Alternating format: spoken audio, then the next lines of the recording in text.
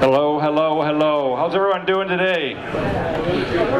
Thank you all for coming out on behalf of the Fetus and the University of Minnesota Press and Paul and Rick and the band. Appreciate you being here. We do have copies behind the counter of the book if you need one. After the Q&A and the performance, there will be a little table. Max is waving his hand over there. There will have a little line and a little table for signing. So if you want to get a little photo and an autograph, that would be great. I'm not going to say much more other than I'm going to turn things over to Mr. Marc Percansky, our close friend, and he's going to say a few words and do a little emceeing here. So thank you again for coming out. Please give everyone a warm welcome.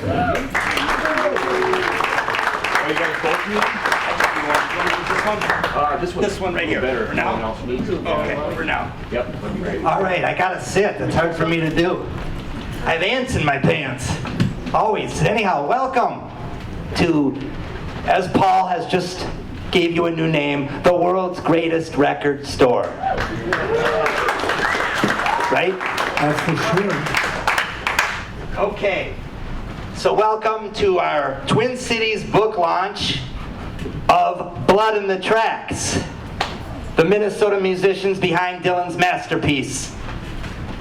I'm going to give you a quick little intro on the book and a little quick notes on these two gentlemen, and then we're going to bring them out and we're going to do our Q&A, okay? First of all, I want to thank the Fetus. I want to thank Dawn and Kim and Bob for hosting. And I want to thank the U of M Press. Do we have anybody here from there, U of M Press? Thank you for putting the book out. Let's give them a big hand.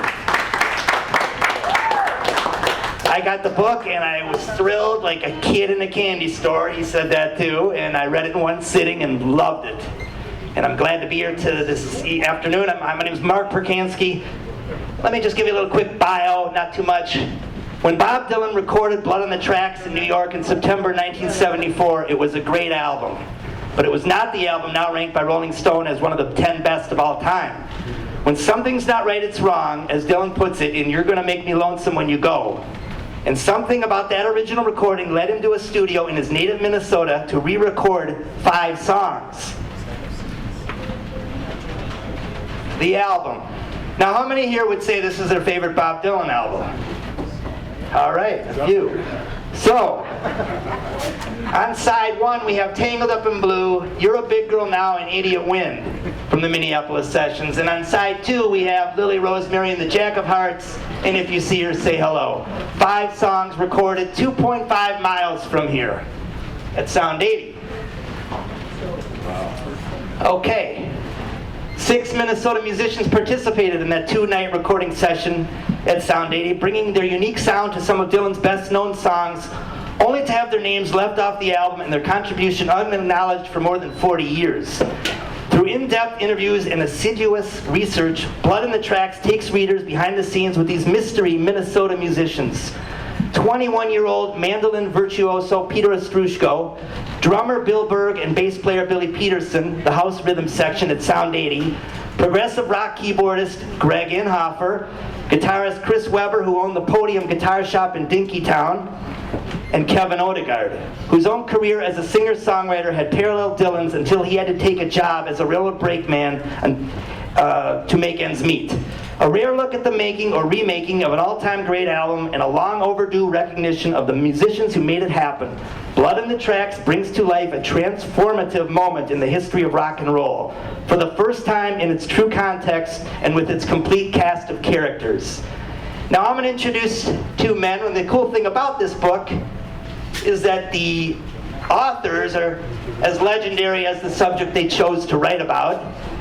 And they have also, the other cool thing about this is they have direct connections to the careers of these musicians, these Minneapolis musicians. They played a very, very big part in what happened in this book and what happened to them. We'll talk all about that today, this afternoon. So let me say, Paul Metsa is a native of Virginia, Minnesota, 20 miles east of Bob Dylan's boyhood home in Hibbing.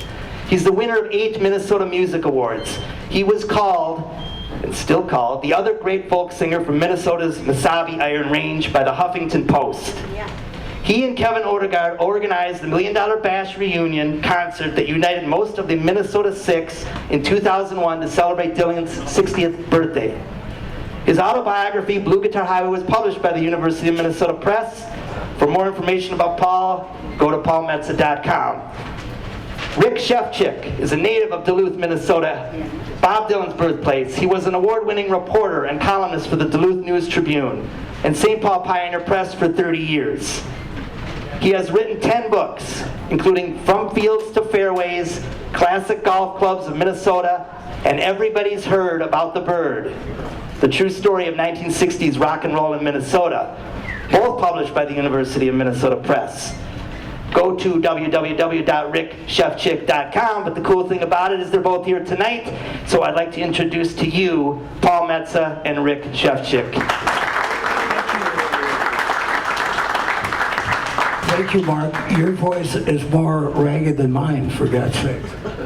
Let's thank Marc Percansky. Not only is he doing a great job, he does a great job on social media for us. Absolutely.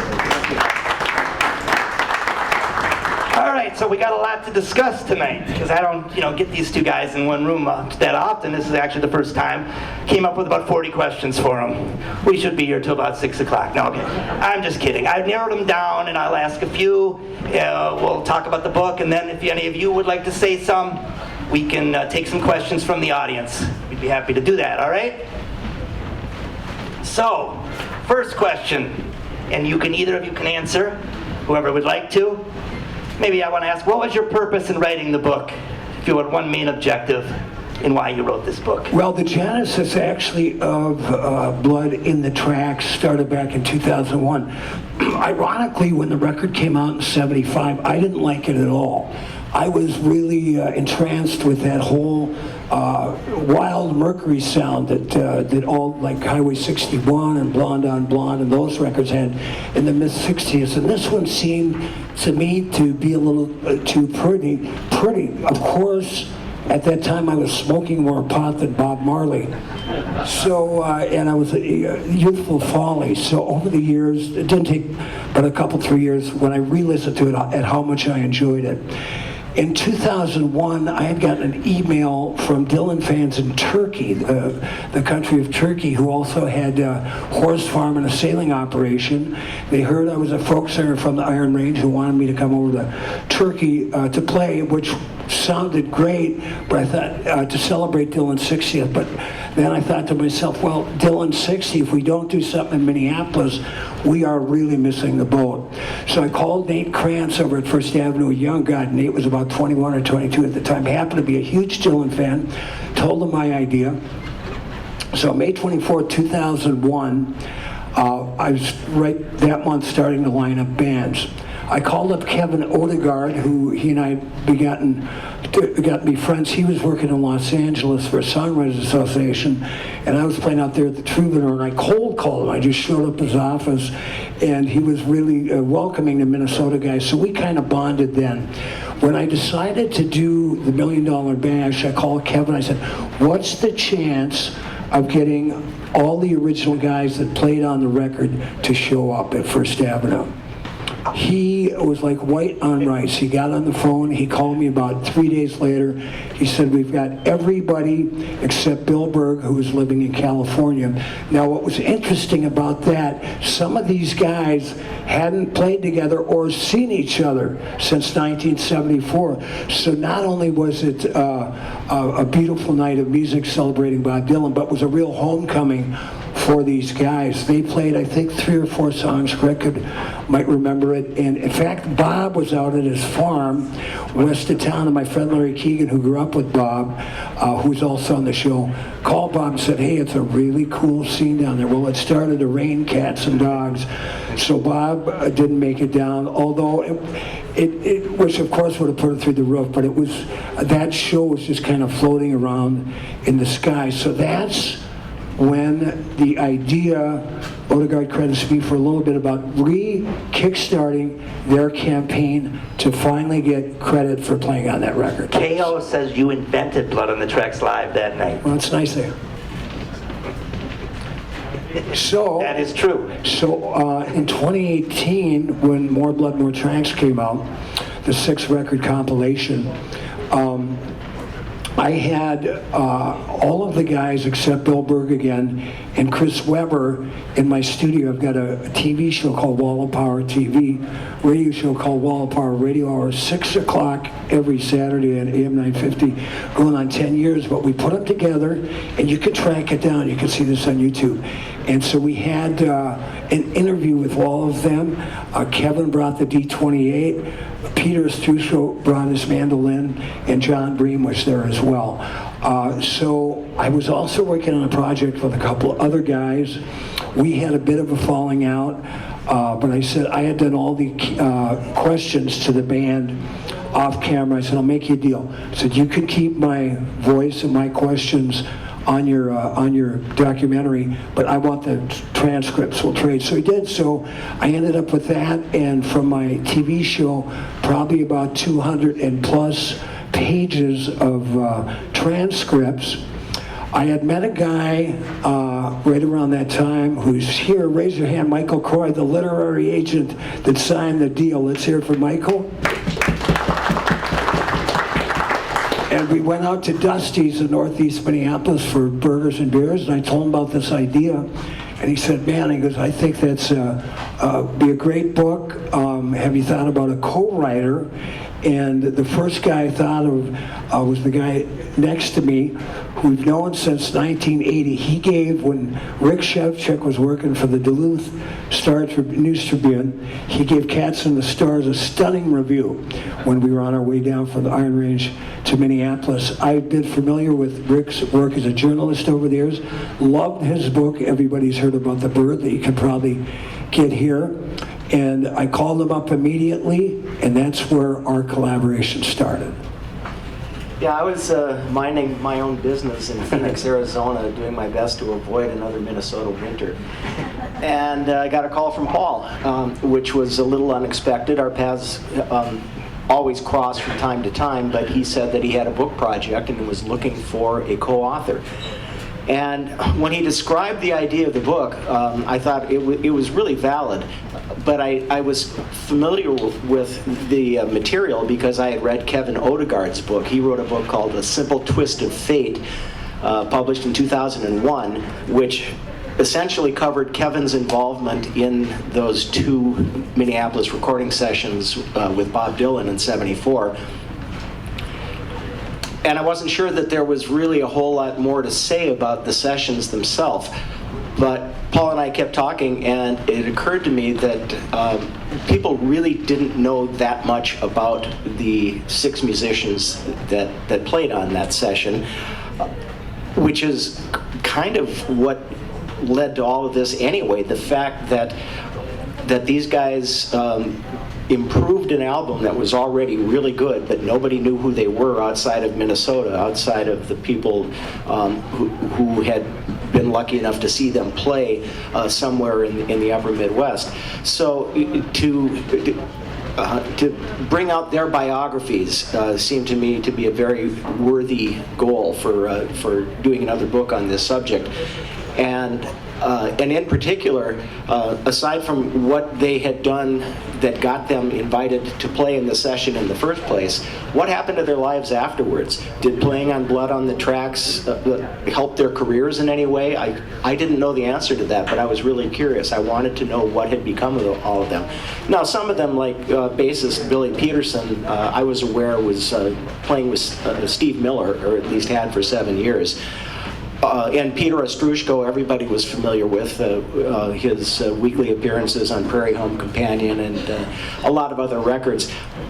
But it was a wide range of experiences that those 6 musicians had had, and that struck me as the real meat of the story. To get back in touch with them and find out not only what happened after those recording sessions, but also what happened after More Blood, More Tracks came out, when they finally got official recognition that they had played on those albums. So given that sort of target-rich environment, I said, Paul, absolutely, I would love to do this, and I started working on it the next day. Started lining up interviews. By the time I got back from Phoenix, I think I had talked to all of the surviving members. The one really sad thing about the book is that both Chris Webber and Peter Ostroushko had died about a month before we came to the agreement to write it. But fortunately, Paul had those transcripts of the interviews that he had done with them on his TV show, so it helped a lot.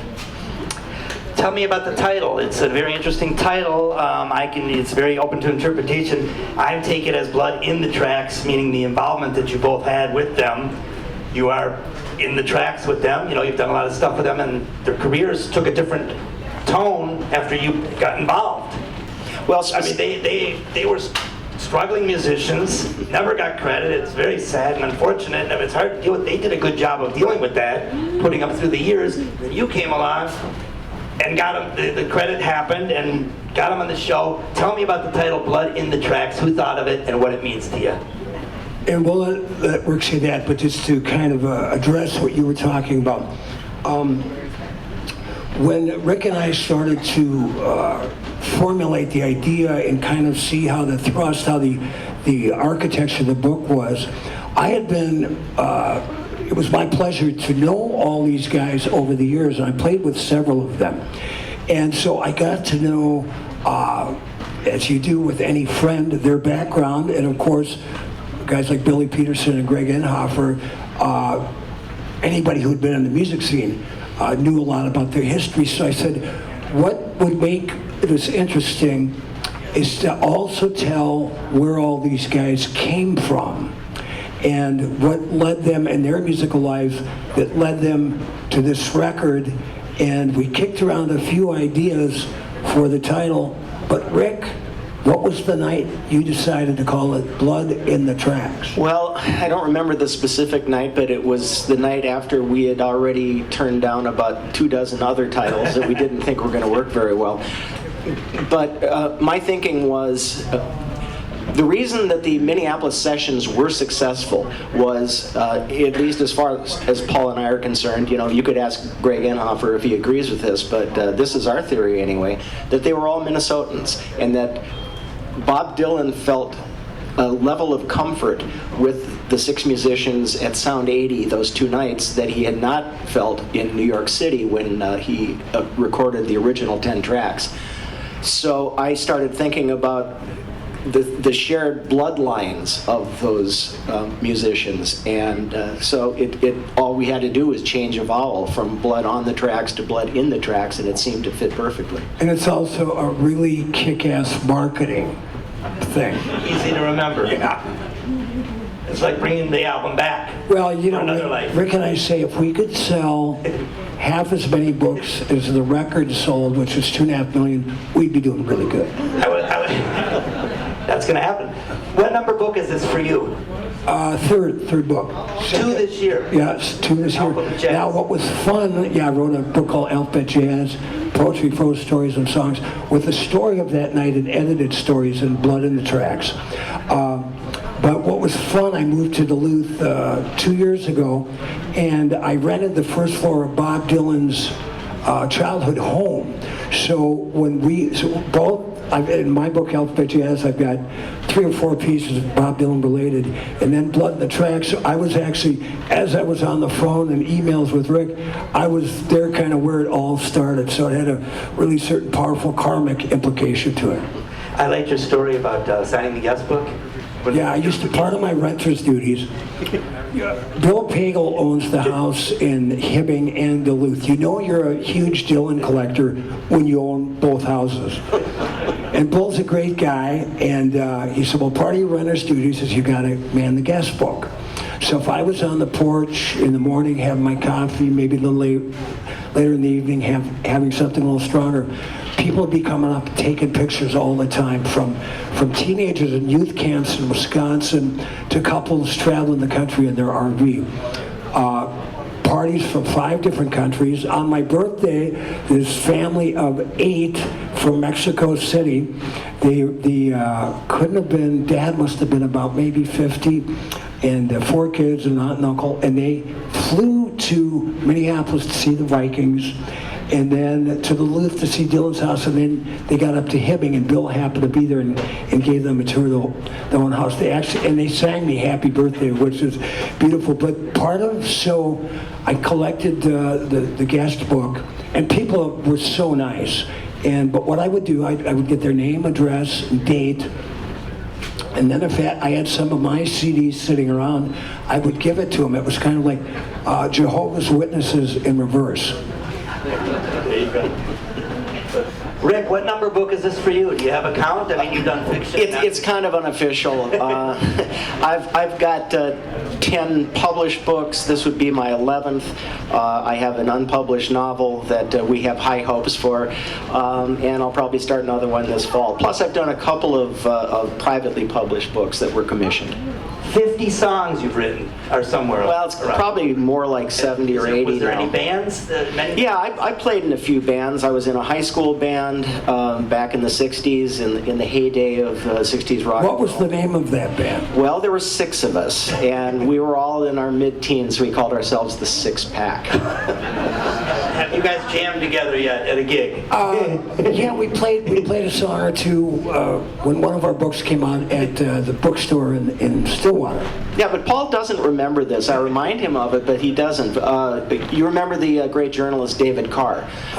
There was a benefit for David when he was still in town, and I was invited to play. I'm not really sure why. I didn't even have a band going at the time, but I was a friend of David's and some other people. And I suggested we do I Fought the Law and the Law Won, which was a very appropriate song for David at the time. And Paul sat in, and he and I did a duet on it. He does not remember doing that, but I remember it vividly. I don't remember a lot of nights I was with or had anything to do with David Carr. Loved it dearly. I was honored. He wrote the foreword to my book, Blue Guitar Highway. Wonderful guy. Paul's got a hell of a memory, though. Very sharp, actually. Very sharp. Considering. Guys, explain the creative process. How long was the book in production, writing? Did you work on it together? You did your parts, you did your parts? Because I remember I was at the Wall of Power, and I remember afterwards it was a marathon day. I think some other people were here, were at that show. It was mind-blowing. It was an all-day event. Yeah, it was fun. And I remember right after you were saying, we have a book here. I think you said, and so the seed was planted right there. But tell me about the process of finishing the book and who edited it. Rick? Yeah, well, we were never in the same room together. I don't think I could have possibly worked that way, and I don't think very many co-authors do that.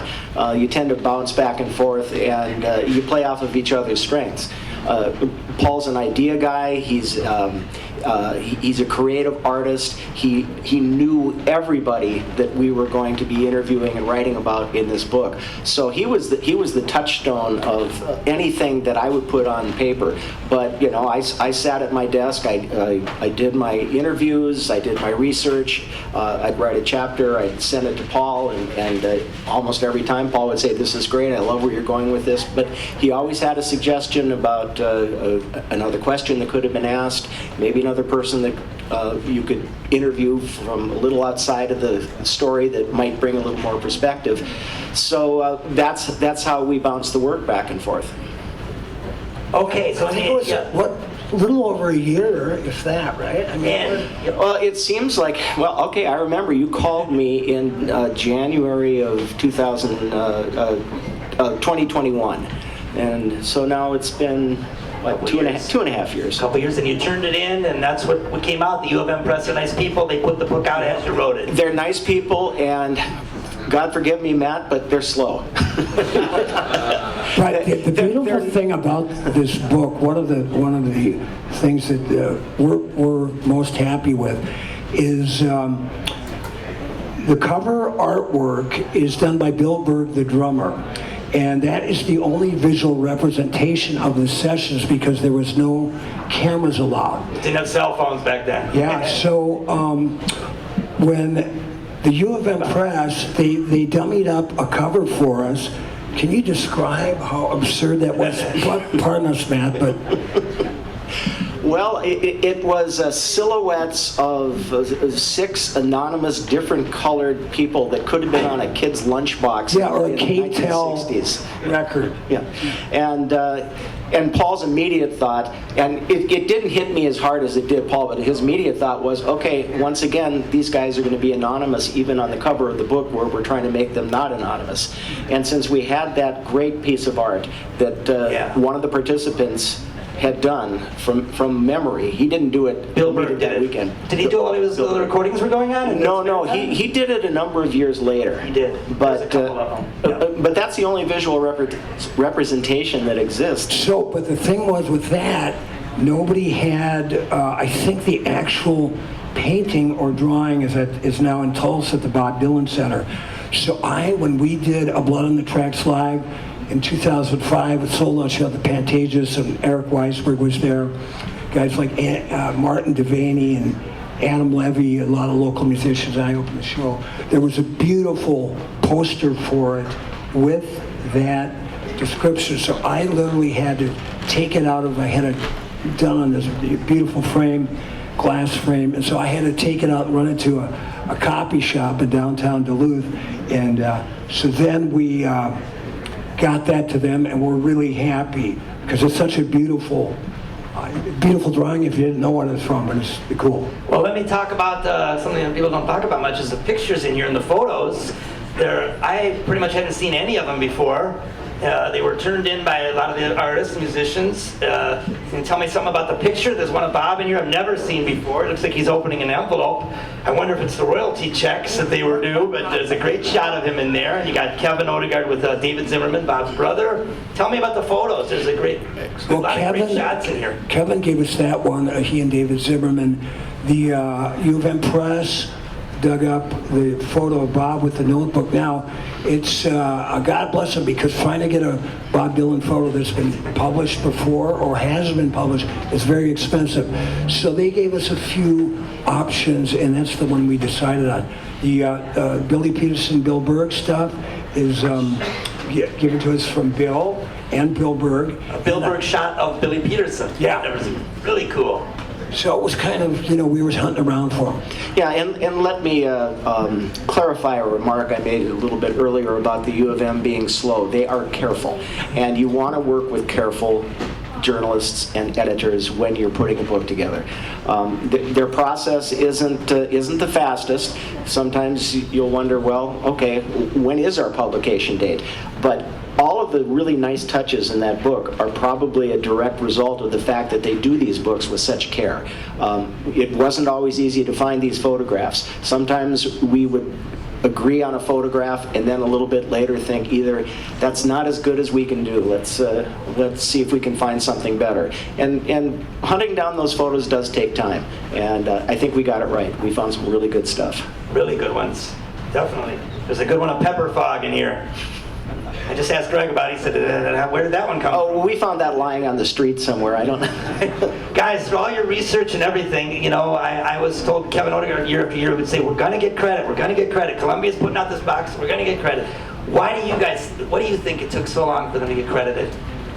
I just, happened there? They paid all the musicians scale. They all walked out with $500 or $600 or something like that. And that was a done deal. They said they were going to put the names on the record when the cover came in their next printing, but they never did. And then I just, Columbia Records is a big thing. Bob's a busy guy, and I think it just fell by the wayside. Do I think? Yeah, I think that's most of it. If someone had been constantly hectoring Columbia to update the credits on subsequent printings, it's possible that they would have done something. It's also possible that they wouldn't because they were satisfied with the payment arrangements and didn't want to open that door again. I don't think we're going to ever know the definitive answer, but we do know that the musicians were promised that their names were going to get on the next printing once the first printing of the album sold out, and that didn't happen, and it hasn't happened to this day. On the individual Blood on the Tracks CD, you'll see credits for Eric Weisberg and the band Deliverance. And the only member of that band whose music is heard on Blood on the Tracks is the bassist, Tony Brown. I think I'm saying this right. I don't think anybody else in Deliverance is on the Blood on the Tracks album, and yet they've had their name on it for 50 years. It's a mess. It's a mess. The credits were a mess. And the New York musicians, Eric Weisberg and Deliverance. I mean, this isn't some fast one that they pulled. They were all brought into the studio in New York and asked to play on it, but for one reason or another, their contributions tended to not be what Bob was looking for, and he did a number of versions of each one of these songs, and essentially the ones that he ended up using were the ones that was just stripped down to the bass player. Although, and Rick and I have said, and we've been doing some really fun interviews, did one on Zoom on Wednesday with the Hindu Times, which I thought, growing up in the Iron Range, that number one, that there would be such a thing called Zoom, but you could talk to somebody in India in real time. But we're both in agreement that the New York sessions were really good too. And we just think that Big controversy with that. They're going to talk about that forever, right? We're be true to your school guys, and we love our Minnesota guys. But we both have a lot of respect and really enjoy the New York sessions as well. Well, you brought Deliverance here at the Pantages. You connected the New York guys with the Minneapolis guys. Well, that was Odegaard once again. But that was nice. That was a fun thing. They were the Minneapolis guys were a band. They got together. They were a band. I'm going to forever visualize a Blood on the Tracks tour, because they would have been a band that would have been mind-blowing, but Bob was going at such a frenetic pace that the Rolling Thunder happened and jumped in the way. I'm glad you brought that up, because there's a couple of things that I found out after the book came out that I wish we would have been able to include in the book, and God knows if it ever goes to the second volume, we could do it then. But number one, some guy on Facebook, I was talking about the book, and he got a hold of me and he said when they did, when Simple Twist of Fate came up, Kevin Odegaard's book in 2002, they had all of the guys there, and Bill Berg talked about there's no way he could have got through the 9 minutes on Lily, Rosemary, and the Jack of Hearts if it wasn't not for playing all those long polka gigs up in Hibbing over there, is when you had to, a short polka song was 10 minutes. And and then the other thing that Billy Peterson told me the last time we chatted, that when the sessions got done, not long after, Bob Dylan asked Bill Berg to go on the road with him, and Bill turned him down. Oh, no, really?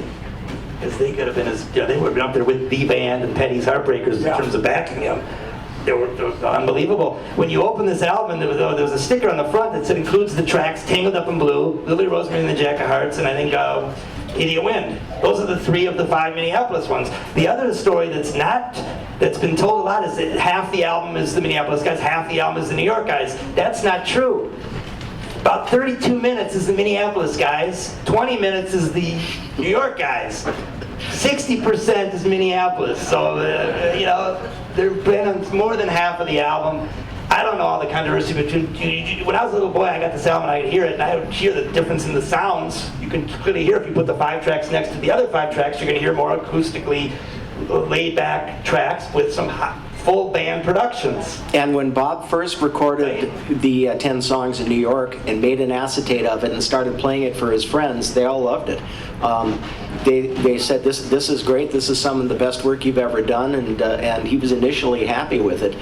But as it got closer to the release date of the album, he started having some second thoughts, and his brother David Zimmerman listened to it, and he said, critics are probably going to love this.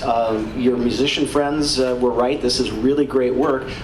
But you're probably not going to get back on the charts with this. I don't hear a hit single. I don't know that this album is going to get played a whole lot. I don't know what kind of a long-lasting life it's going to have, because there's a certain dynamism missing. Now, I'm recreating a conversation that nobody but David and Bob have ever been privy to.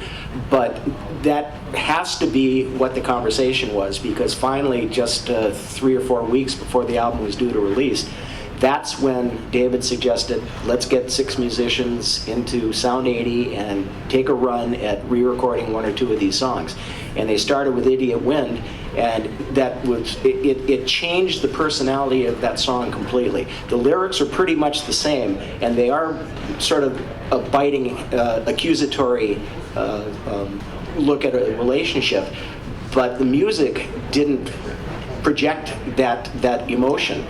But when they played it in with the Fuller Band in Minneapolis, all of a sudden it just sort of jumped out of the speakers. It was what the song was intended to be. They had no plans to do any more than 1 song, possibly 2, but they did a second one that night, and they did 3 more the night afterwards because Bob was so happy with the way the music was taking shape. So yeah, there's a real contrast on that album, and I think the remaining 5 songs that they kept from the New York sessions work beautifully the way they are, but I think it would have been a lesser album if they hadn't brought the 6 Minnesota guys in to punch it up. All right, so I took this book of the great Kevin Odegaard's book with Andy Gill. Andy Gill passed away. That was the definitive novel. But put this with that, and it's like, wow, they had a whole other life. Many more lives went on. I love that part. It's all after 2004, 3, 4, all the way up to date. It was fun to read. And what do you think the books have in terms of the difference in the books? How does this book differ from other Bob Dylan books, Rick? Well, it's a really narrow focus, at least as far as Bob's involvement. If you're buying this book to learn more about Bob Dylan, you're only going to get that based on observations of other people. We didn't interview Bob. We honestly didn't think that it would even be worth the time to call his agent, who might even not have taken the phone call, because Bob doesn't participate or cooperate with books written about him. He's not interested in that. He doesn't really care what you have to say about him. He's gone on his own way for 80 years. Life is working just fine for him, and if you want to write about him, fine, go ahead. And we already had our ideas of what his mindset was at the time. In fact, this has often been called Bob's divorce album. And it's been mentioned to Bob about that because his marriage was breaking up at the time he wrote these songs and recorded them. The album came out 2 years later. He was divorced. But he's always denied that. He's always said, no, this had nothing to do with anything personal for me. I based all the songs on Chekhov's short stories. Well, to do my due diligence before we wrote the book, I bought Chekhov's short stories and I read them all, and I didn't see a trace of blood on the tracks in any one of them. Wow. There's Bob for you. But, to go back to the idea of, did we interview Bob? Did we learn anything more about him? No, we didn't interview Bob because he's been deflecting ever since the album came out, and I'm sure that he would have just come up with another story about what it was about. So this was about how he affected other people. All right, we got a lot to do. We got a performance ahead of us, a mind-blowing performance. But we want to take some questions from the audience, if anybody's got any. Anybody? All right here, Mr. Matt there. Yeah, I was wondering from talking to musicians, did you find, did they remember of the 5 Minnesota tracks, which ones were gone through the most during those 2 nights, and which ones came together the quickest? Well, let's ask GREGG INHOFER. All right, this guy played on the record, so let's ask him. That and $1.50 will get you a cup of coffee at the right coffee shop. One thing about this guy, I just want to get it over with right now. He's the only member that played on all 5 tracks. You hear him on all 5 tracks. You can grill him about that. You can ask him all the questions. What he played on them. He's on all of them. Okay, what was the question? Matt, repeat So I it. was wondering of the 5 Minnesota tracks, do you remember which ones you guys ran through and got right away, and which ones took the longest to go through? Tangled Up in Blue was originally in the key of G. And when we got done with, I don't know how many takes we did on it, a few takes. When we got done with the take that Bob liked, he turned to the band and he said, "Yeah, what do you think?" And Kevin Odegaard said, "That's passable." And Bob looked at him and said, "What do you mean?" He said, "Well, G is a folk key.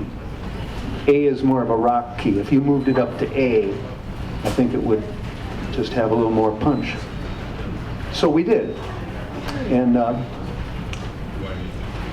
One take. All right, another question. Marty. Did the Minneapolis players have access to the New York sessions? No, we never heard them. Hey, Greg, tell them the great story about when Bob gave you the chord changes on a garbage bag. Well, he didn't give me the, he wrote the key changes in G on the piece of newspaper and just kind of ripped it off. Here's the chords in the next song. And then when Kevin moved it up to A, I wrote next to it, I wrote the songs. I gave it to my girlfriend's mother, who was a big Dylan fan. You framed it up? I did. I gave it to her. I wish I had it back. We can talk all night about this. Greg, quickly, how long were the sessions each night? The marathon? Roughly No, 5 hours? really, 3 hours. 3 hours a night. Did those 5 songs, 2 nights of 3 hours apiece. Yeah. Wow. And we didn't know about the second night on the first night. Right, you weren't promised that yet. We did the first 2 songs on a Friday. Sunday, we were asked to come back in on Monday to do Because you passed the a couple audition. more. We passed the audition. And Greg, didn't you, I should know this because it's in our book, but What page, Bob? didn't you talk to David about letting Kevin play guitar? No, I didn't. I don't think I did. This was the 70s, I guess Paul. I heard I had a good time. Okay. I may have. Well, Kevin Odegaard did not play the first night, the first 2 songs, and he said he was still thrilled to be there, thrilled to have a hand in gathering the musicians, in finding the guitar that Bob had wanted to play on the sessions. But when they were called back, Kevin really wasn't expecting to play at all, but he said he walked into the recording studio and there was an extra chair set up for him. Oh, yeah, I said that. Yeah. We got a question right here. Whatever happened to the concerts you used to do in the summertime? The blood on the tracks. Yeah, he invented those too. Those were offsprings of his $1 Million Bash concert, which Yeah. we did for about 10 years. Yeah, and then Kevin kept it, he did different variations on Blood on the Tracks live. I was a part of a couple of them. I think they went on for several more years. Yes, till 2015. We did them, about 10 of them in Wolf Park, St. Louis Park. Kevin had them for Guitars for Vets, we raised money for. Yep, and we had some of these guys up there. Greg, I don't know if you ever did one, did you? One. Which one was it? Pantages. No, well, I did Pantages. Yes, Pantages, and which other one? I did one at the Wolf Park there. Yes. That story's in the book. And he just did the most recent one for Bob's birthday, his 80th birthday at First Avenue. Him and Billy played at First Avenue. That was the newest one. The 2 guys, you and Billy were there. That's the newest one. We haven't had any since then. Kevin's in Florida. Billy and the rest of the guys are doing their own thing. Any other questions? Because we'll get going. Anybody else? Yep. I was wondering, based on like the process of like gathering the recordings, are there any theories on why the outtakes don't exist? Like who would have had custody of that stuff and what would have happened to it? I think it's fair to say that there weren't many outtakes to begin with. I mean, Tangled Up in Blue was basically one take. Yeah, I don't know what happened to the other ones. No idea. Everything was recorded when you were practicing, like working through the arrangement. Well, I mean, there should be a copy of the song in G somewhere, Yeah. but Did you? Does Columbia take everything you record in a session? Like what? I don't know. So it's their. They didn't know the session was going on. No, all Columbia got was what was sent to them from New York. So Paul Martinson, the engineer, would have been the person who would have some idea why there were no more outtakes. But I think Paul died in 2014, so he's not around to ask anymore. There's one, the other thing that came up while we were doing the book. We had a great chance to interview Herb Pilhofer, who started Sound 80 Studios, and Herb is about, geez, early 90s now, still sharp as a tack. Yep. And he told us, here's your holy grail, Matt. Find this one. Columbia Records asked him to do several songs instrumentally, with kind of a jazz combo or kind of a, whatever. So they could use those instrumental versions of those songs to use on the radio to publicize the upcoming Blood on the Tracks records. But Herb he knows he got it. He sent it to New York, and is the last Herb knows of it is there somewhere in the Columbia Records archives. All right, so anybody else? That'll do it. All right, and last chance right here. Yeah, I want to buy a book. Where are the books? They're all over the place. See Kim, or right over here. Get you one. And we're going to do autographing after the performance. So well, that's it, ladies and gentlemen. Let's hear it for Paul Metsa and Rick Shefchik, Greg Inhofer. Now that Paul introduces his creative partner. Thanks, Mark. Good job, Mark. Thank you. Now we've got a fun little start to this.